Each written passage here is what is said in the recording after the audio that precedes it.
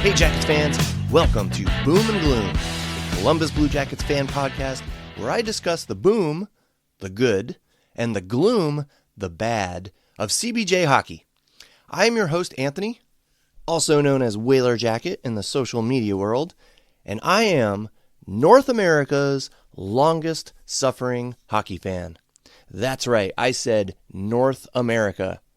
Up until now, I've always started my shows by saying I was Ohio's longest suffering hockey fan. But I got to thinking, maybe I'm the longest suffering hockey fan in the country. Then I got to thinking some more. Maybe I'm the longest suffering hockey fan in North America. Because I can't think of any situation in Canada where a hockey fan would be suffering longer than I have. One could argue the Maple Leafs and their Stanley Cup drought of 67 years. But you know what? Since then, the Maple Leaf fans have had plenty to cheer for. Their fans have seen their team win playoff rounds at least. Their fans have seen plenty of winning seasons.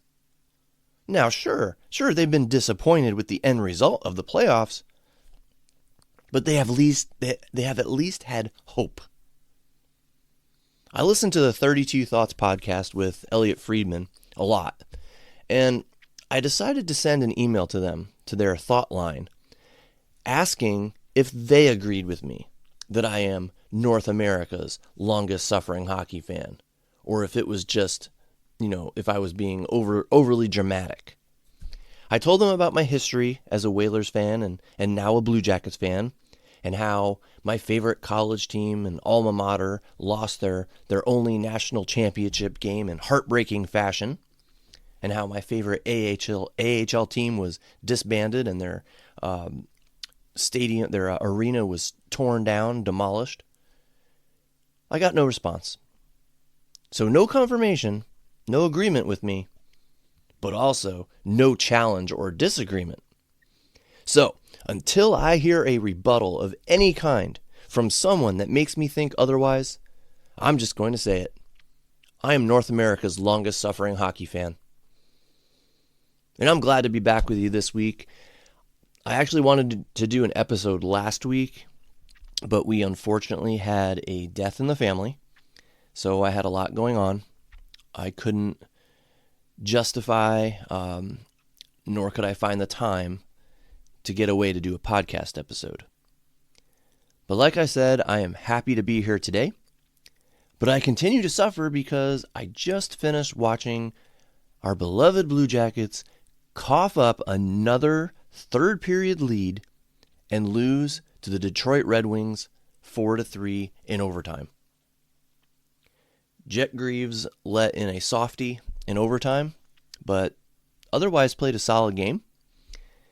But my first topic for today is about the Jackets being unable to close out games.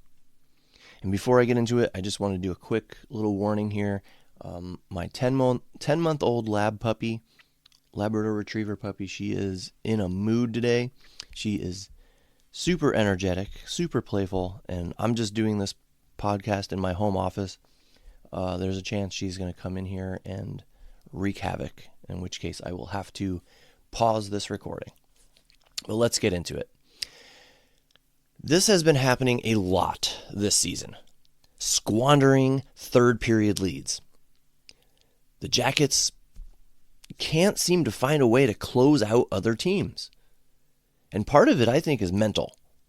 They get in their own heads. They start gripping their sticks too tight. They start making mental errors. That leads to turnovers and increased possession time by their opponents, which leads to more offensive zone time for them, which leads to more shots, which leads to more goals. But another part of it is that the Jackets can't seem to keep their foot on the gas pedal when they have the lead. According to Brian Hedger today, the Jackets have given up 5 two goal leads in the third period so far this season. That's roughly a quarter or a fifth of their games. That is horrible. The team seems to play not to lose rather than playing to win, if that makes sense. They can't, put the dagger to the chest of their opponents. They play too conservatively. Sitting back on their lead instead of delivering that last crushing blow. And it is quite infuriating. And I can never say that word right. Infuriating. Another thing that is infuriating to me is that they've been playing a recent string of very close games. Not counting that Winnipeg game, of course. That was a comedy of errors, which started with the fact that the NHL scheduled them for a game away in Winnipeg the night after playing a long game at home. But anyway, 6 out of their past 8 games have gone to overtime. They are not putting away opponents. When they win, they are not winning convincingly. They barely hang on and win it in overtime or a shootout. Think back to their win against the Canadiens. Blew a lead, of course. Then just got absolutely manhandled in overtime. Just absolutely manhandled. They hardly had possession at all. The entire overtime, I would estimate, no exaggeration here, that they had possession for 30 seconds. It was that bad. But they somehow lucked out and escaped with a shootout victory. What I'm saying is that both their wins and their losses have been unimpressive to me. I mean, of course losses are unimpressive, but their wins have been unimpressive too. Today's game against Detroit, they played their best team game I have seen in a while. They should have won that game, but they didn't. They were up 3-1 in the last 8 minutes of the hockey game. And they walk out of that arena with a 4-3 loss. That is completely unacceptable. Heads should be rolling because of this. Now, you could argue that they, once again, had some bad luck. The Red Wings' first goal was a complete fluke where a player picked up a puck that hit a linesman and was all alone in front of Jet Greaves, who had almost no chance in that situation. And it wasn't like the Jackets didn't have their chances. Sean Monahan had a breakaway late in the third, but he was, of course, shut down by the Red Wings goaltender. Marchenko, Johnson, Fantilli, Werenski, Chinakhov, they all scored that goal. But it was Monahan who is snake bit this season. I must also add that Brendan Gaunce, playing in his first game of the season after a call-up from Cleveland, he made an amazing diving play to get the puck to Monahan to set up that breakaway. Gaunce had overall, I thought, a very good game. I thought he fit in very well. But unfortunately, again, Monty couldn't convert. Something is just up with Monahan this season, which I'll get to here in a bit. But the bottom line, you can say the Jackets have bad luck, and I certainly do all the time. But good teams can overcome that bad luck more times than not. The Jackets, they're just not a good team right now. They're an average team. If I had to give them, a particular rating, I would say they're average. They're getting good goaltending right now. But because they did not upgrade their defense, and because several forwards have taken a step back this season, and because Don Waddell was unable to bring in another forward for their top six, Their record certainly indicates that they are just an average team right now. And until this team finds that killer instinct, that extra level, then they will continue to just be an average team. And we will continue to see games like this one against the Red Wings the rest of the season with, some other anomalies sprinkled in, of course. Right now, one of the things that is killing the Jackets is the lack of an effective second line. I have not done the research. I have not examined the other 31 second lines in the league. But the Jackets have to have one of, if not the worst, second line in the league at the moment. Monahan, as I said, is not producing. Miles Wood is not a second liner, but hasn't played too poorly there. I'll give him that. Actually, I would say he's making the most of his time there. And Kent Johnson has just flat out sucked. Yeah, I said it. He has flat out sucked, and it really ticks me off. This is a guy with so much potential who had 25 goals last season. Right now, a quarter of the way through the season, a little more than a quarter, I think, he has 2. This is a guy who's supposed to be one of the catalysts on the power play. Well, his sucky play has gotten him removed from that power play unit, the first power play unit. He gets knocked off the puck consistently, might I add, like a rag doll. He has not made wise decisions when he's had control of the puck, and he was a minus 12 the last time I checked, by far the worst on the entire team. Now, all that said, he had a much better game today against the Red Wings. He was noticeably better, noticeably more confident. I'm hoping that this is the first step to him regaining his form. And even Monahan looked a bit better today. I think he collected 2 assists. So that's a step in the right direction. But the fact remains that until I see otherwise, their second line is one of the things holding them back. And as I said, I am not satisfied with Wood on that line. I don't see him as a long-term fit there. But the thing is, if you asked me who I prefer in his place, I don't know. I don't know. The honest answer is a new addition to the team via trade.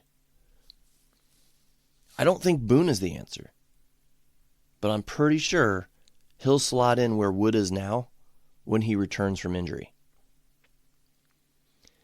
The Jackets' first line is doing great. The third line is probably one of the most reliable in the league. They play good physical hockey and chip in with some offense once in a while. And the fourth line is a fourth line. I mean, as time goes on, I will say the more unhappy I am that Isaac Lundstrom is on this team instead of Corrali or Danforth. But there's nothing that can be done about that at this point. It's our fourth line for better or worse. They're not expected to put up many points anyway, but they're a fourth line. But if you can't get some reliable, consistent offensive output from your second line, then you're in trouble. And that is what I think right now is the biggest thing holding the Jackets back. You can't rely on your first line to be the ones always outscoring your opponents, like by themselves. But as I said, Monty and KJ look better today. So maybe they'll go out there, maybe they'll start to gel, and we'll get some consistent offense out of them in the near future. All right, so that was a bunch of gloomy complaining, but let me take a moment to talk about some good CBJ news. There are two players right now who have elevated their game and look fantastic. Adam Fantilli and Jet Greaves. If you listen to my podcast regularly, you will probably remember that I called these two players out recently. I said they needed to step it up. They weren't living up to expectations. I even complained that supposedly comparable players like Connor Bedard, Leo Carlson, and Will Smith, they were completely outshining Fantilli this season. Well, I'm not saying he heard me, but since then, since being moved to the top line with Marchenko and Voronkov, Adam Fantilli has been playing inspired, fantastic hockey. He is suddenly up to 9 goals, which I haven't checked, but I think that's tied for the team lead with Voronkov. And he has looked right in place as the team's first-line center. The way he ended last season gave me hope. It gave all Blue Jackets fans hope that he was going to become a bigger star this season.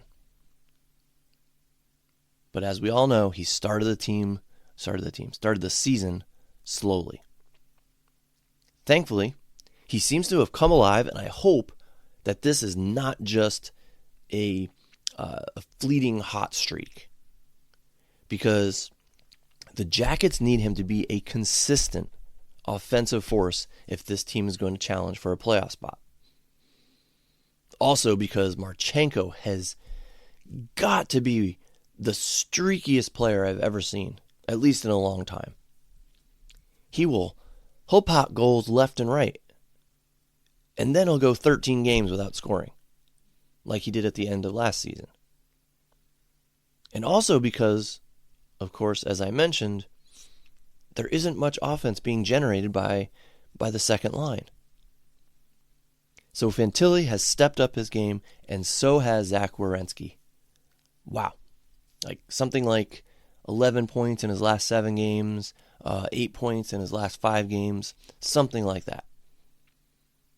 And it just can't be a coincidence that his recent surge has nothing to do with the absence of Boone Jenner.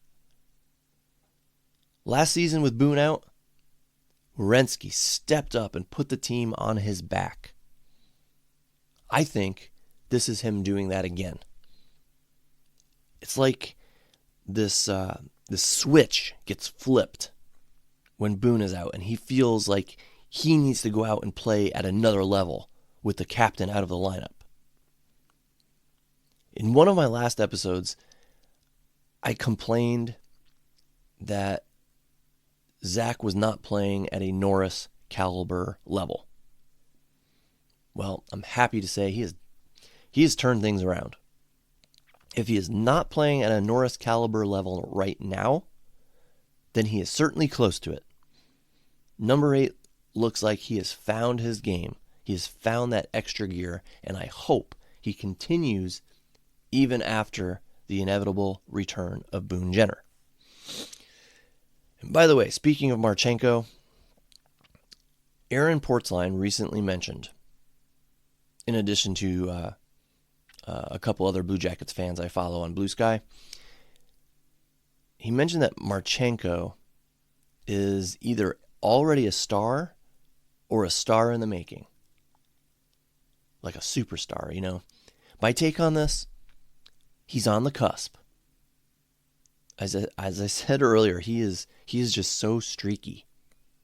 And granted, he recently came within 1 game of tying a franchise record for consecutive games with a point. But those were mostly assists. And I can't remember the last game in which he actually scored, but I would say it's been about a half dozen. Now let me just say, when I was coaching youth hockey, I always preached that an assist was as good as a goal.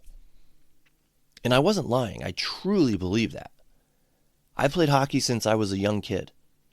And I've always, even in my earliest days when most kids thought that Scoring goals was like the measuring stick for success and for fun in the game.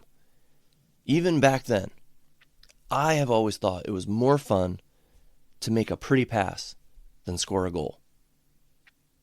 To set someone up for a goal has always been more rewarding to me than putting a puck in a net. I always look to pass rather than shoot, even today in the beer league I play in. So assists, to me, are equal to goals. They are, of course, worth the same amount of points, 1. So I'm not going to knock Marchenko for getting more assists lately. That means the Jackets are, in fact, putting pucks in the net, and he is helping.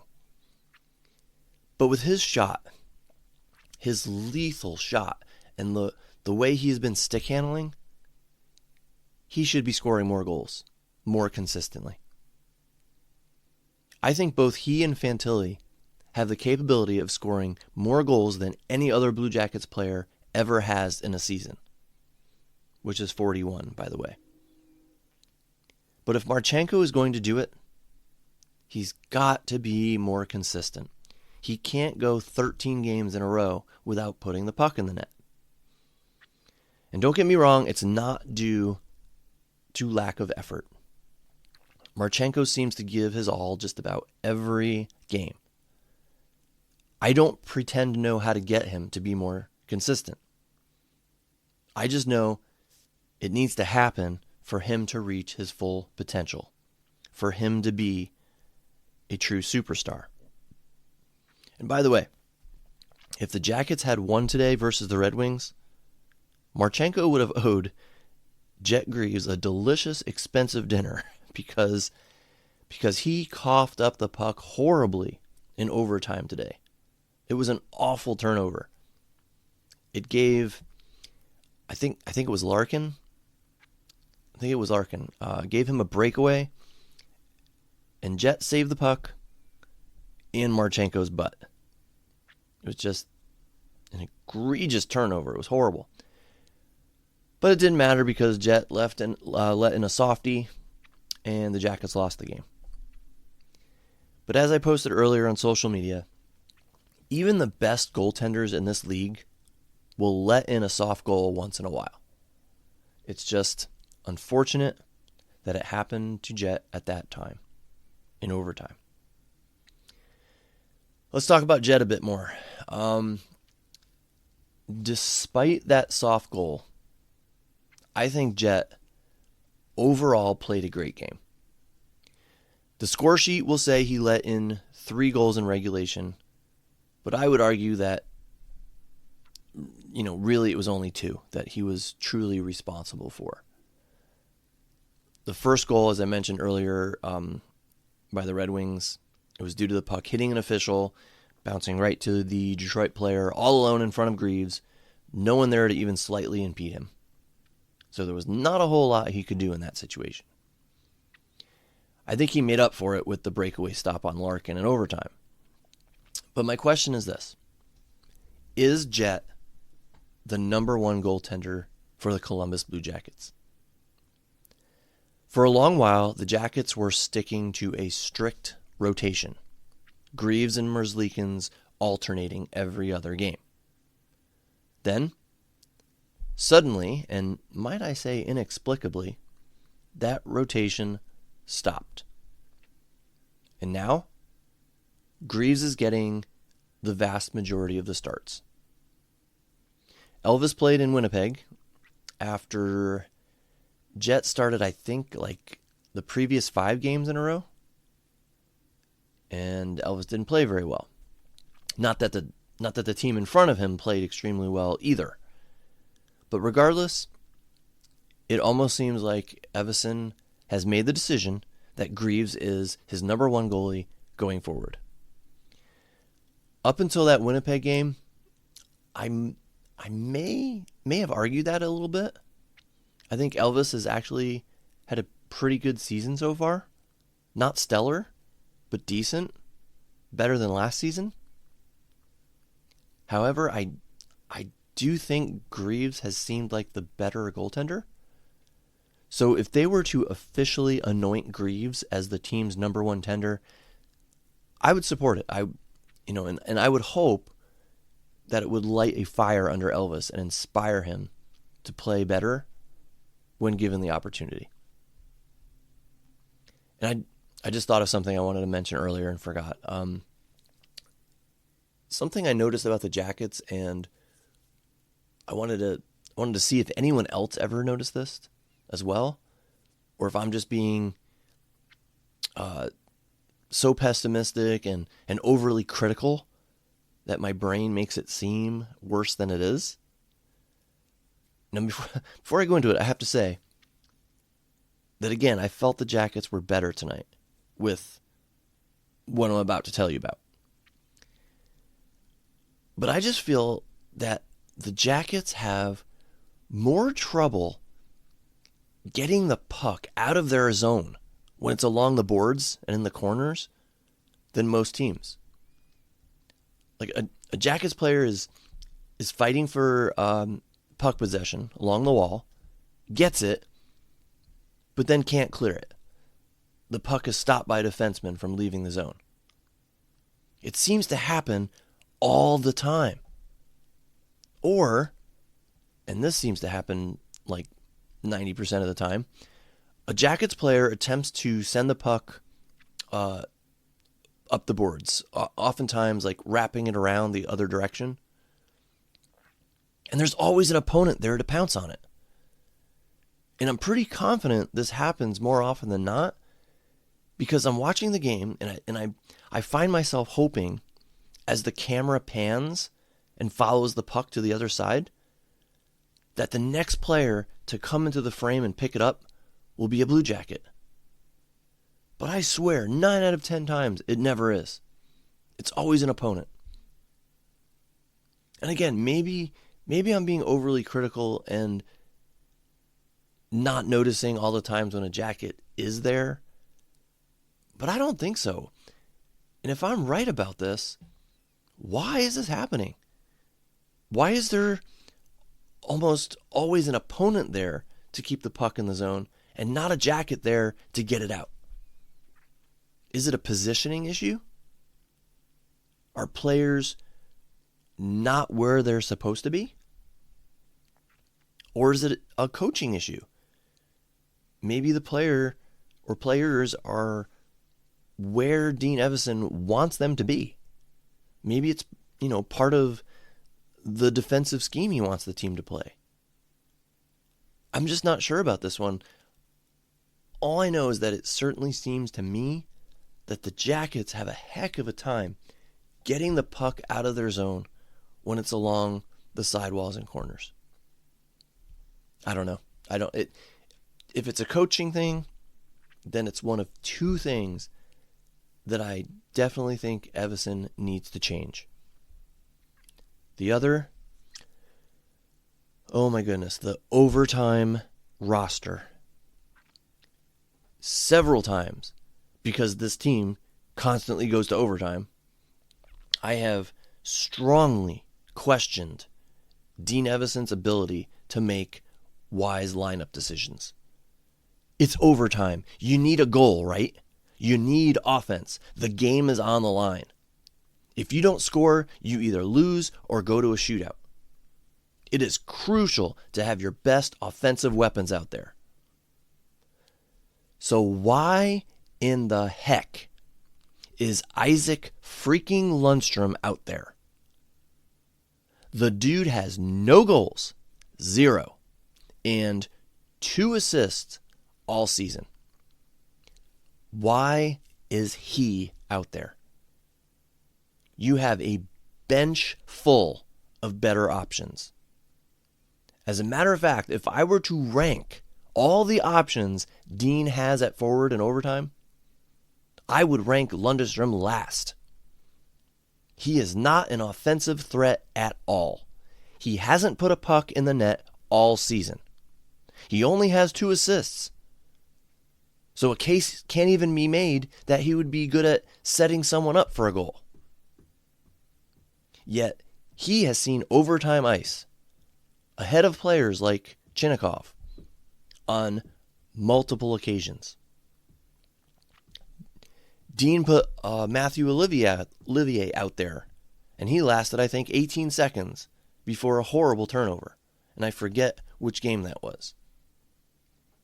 I just don't get Dean's thinking in overtime. If I were the coach, here's what I would do. Here's my list of overtime forwards in no particular order. Marchenko, Fantilli, Monahan, Johnson, Chinakhov, Coyle. Those are your 6. Those are your top offensive threats. And I know Coyle, you could argue he's not an offensive threat, but he's good at faceoffs. He's smart. He knows how to be in good position. So those 6 players, that's who you play. Maybe throw Wood or Sillinger out there if someone is gassed and would be better off resting. But that's it. You stick with your top 4 to 6 offensive threats at forward. That's what Montreal did. They just cycled through their top 4 to 6 guys. I felt like Caulfield was on the ice almost all of that overtime. I don't get the thinking in throwing Lundestrom out there. I just don't get it. Okay, I have 2 more things to talk about before I get out of here today. The first is Yegor Chinakhov. I know he seems to be a topic that keeps coming up, but it's just such an interesting situation. It's so hard to make heads or tails out of it. On one hand, I feel that he needs to be in the lineup and getting more ice time because he's playing, not because he's playing at a super high level and deserves it, but because that is the only way he's going to boost his trade value. But I understand if he's taken out of the lineup because honestly he hasn't been very noticeable. I've thought it a lot of times while watching games. Man, Chinakhov needs to try harder than this. I don't see him going after pucks and hustling the way I would if I were trying to make a point and get higher in the lineup and get more ice time and ultimately get another team to trade for me. The Jackets are in a really tough situation with him. Tonight was the first time in several games in which he has played where I felt he was noticeable. Yet, in all the games that he has not been a scratch recently, I ask you this question. How many good, clean shots has he gotten off? I counted 1 tonight, and I counted none in recent games. He has not had the opportunity to show off that elite wrist shot he has. Now, that could be the lack of hustle I talked about. It could be the lack of playmaking line mates. It could be a lack of chemistry with who he's playing with. I don't know. But it's really frustrating. I'm pulling for the guy. I really am. But he is not making the most out of his time in the lineup. And the coach is not putting him in a position to succeed. I personally think he would be a perfect choice for overtime.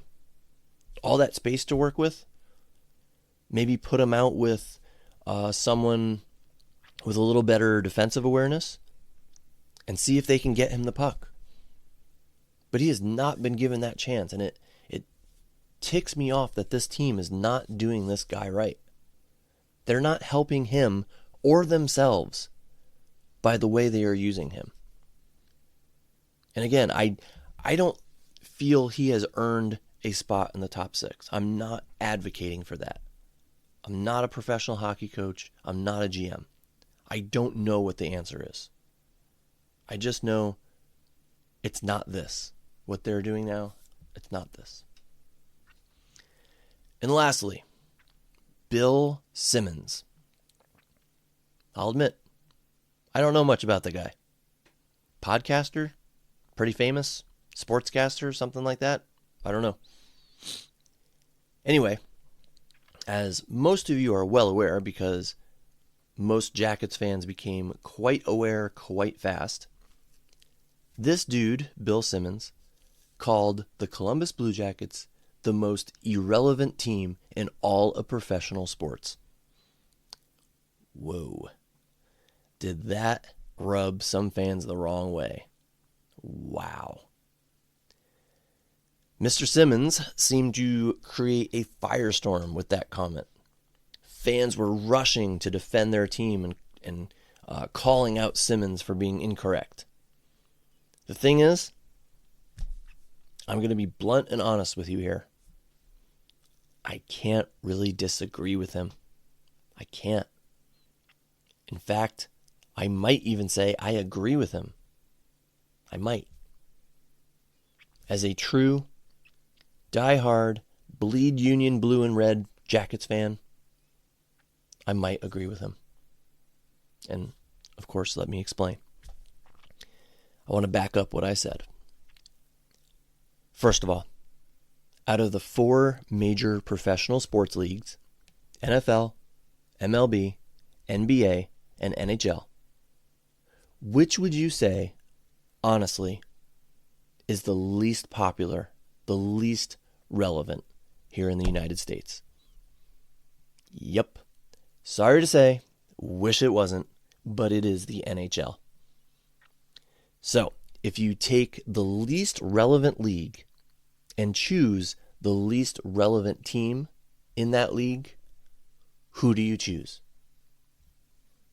If you go by wins, the Jackets have had the least wins of any franchise in the last 25 years, I think. I haven't looked that up.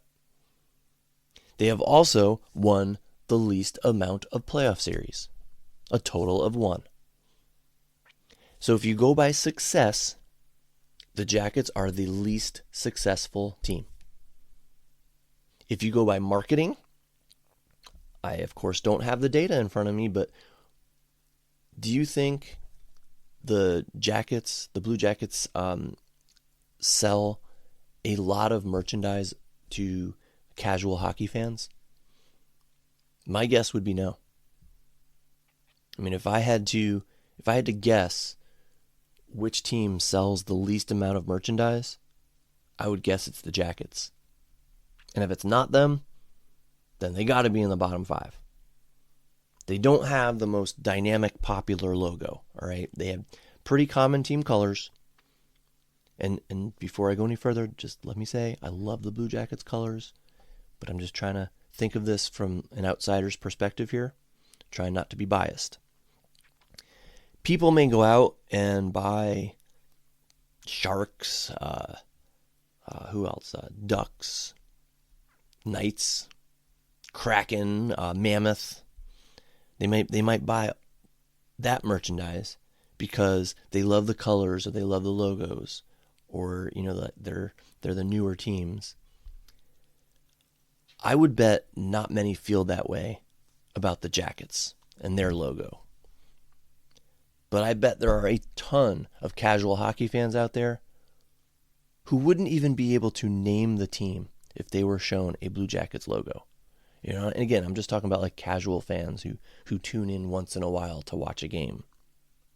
I mean, if I'm just some random hockey fan in Idaho, unless I really love the team, I'm not going to buy a shirt with an Ohio flag-based logo on it. And the Jackets, of course, are not an original 6 team. I bet there are a lot of casual hockey fans out there who will sport Blackhawks or Red Wings or Bruins gear just because they are a popular, recognizable brand. They're an iconic brand. Sorry, Jackets fans, we are not.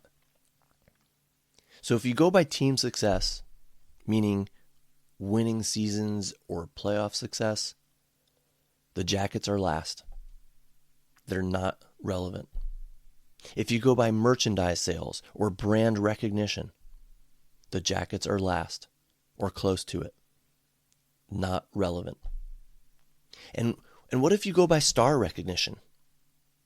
This team doesn't have and has never had a player like a Connor McDavid or an Austin Matthews or a Sidney Crosby or an Alex Ovechkin. I mean, heck, even the Minnesota Wild have a superstar in Kirill Kaprizov. The Jackets don't have a recognizable superstar. Somebody that makes news all the time and makes the highlight reel all the time. They are currently a bunch of no-names. No offense to Jet Greaves, who I would argue is the most recognizable Jacket due to his Norris caliber season last year. So you can be upset all you want. Bill Simmons may be correct. I mean, who would you argue is the most irrelevant franchise in sports if it's not the Blue Jackets? Definitely not an NFL team. Probably not an MLB team. The Colorado Rockies, maybe? Maybe? Pittsburgh Pirates, maybe? What about the NBA? I tried to think of irrelevant NBA teams, but since I don't follow the NBA at all, I tried to think which teams I hear about the least, like on the news and social media, things like that, among people I hear talking about the NBA. So the Charlotte Hornets, maybe? Sacramento Kings? Do they still exist? I don't even know. New Orleans Pelicans? I think that's still a team. The Memphis Grizzlies? I really don't know. I really have no idea. But unless you are choosing one of those teams I just mentioned, the choice seems pretty straightforward to me. It's the Jackets. Now, what changes that? That I do know. That seems pretty easy to me. The solution is winning. They just need to win. For the first time in 25 years, they need to become a team with sustained success. Not just a winning season here and there. Not just a trip to the playoffs here and there. I'm talking about sustained success. To become a team that for several seasons, you just assume they're going to make the playoffs. You just assume they're going to be towards the top of the standings. And they certainly need to win more playoff series. As I talked in my last episode as well, they are long overdue for a superstar. Maybe Fantilli is that guy. Maybe he's that guy in the making. Maybe it's Marchenko. But how many Blue Jackets do you see on those, the new golden age of the NHL commercials? 0. Because they are not relevant yet. And trust me, I want them to be. I want them to be relevant. I really, really do. But take off your rose-colored glasses. They are not. Yet. Sure, if you are a fan of the Jackets enough to even be listening to this podcast about the team, you are a passionate fan and you love them. There are plenty of people like you, enough to fill Nationwide Arena and more. I mean, look at the amount of people that went to that Stadium Series game last year. The fans are there. The Jackets are very relevant to all those fans. That is a given.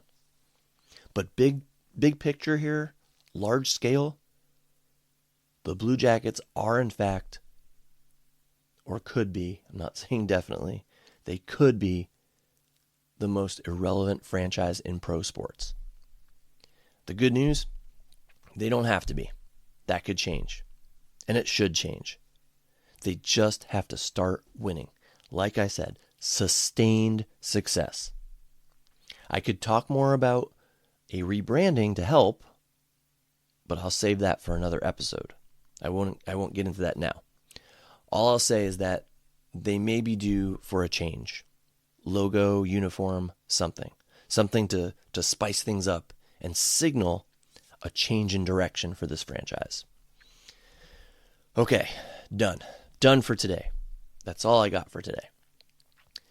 Thank you for stopping in to listen to me rant and rave about the Jackets. As always, feel free to reach out and connect with me. You can find me at Whaler Jacket on sites like Instagram and Blue Sky, or send me an email. My email address is whalerjacket@gmail.com. I welcome your comments, questions, and suggestions. As I've said before, the whole reason I do this podcast is because I love talking about the Blue Jackets. I don't claim to be an expert. I just love talking about them and don't really have anyone else to talk to. So please, feel free to reach out. I'd be happy to do an episode where I just have a couple of other fans come on and we discuss the Jackets. I did that before in some of my earlier episodes. So if you're interested in doing that, make sure you contact me and let me know. We can maybe work something out. In the meantime, this has been Boom and Gloom. I hope you'll come back and give it a listen again next time. Until then, go Jackets!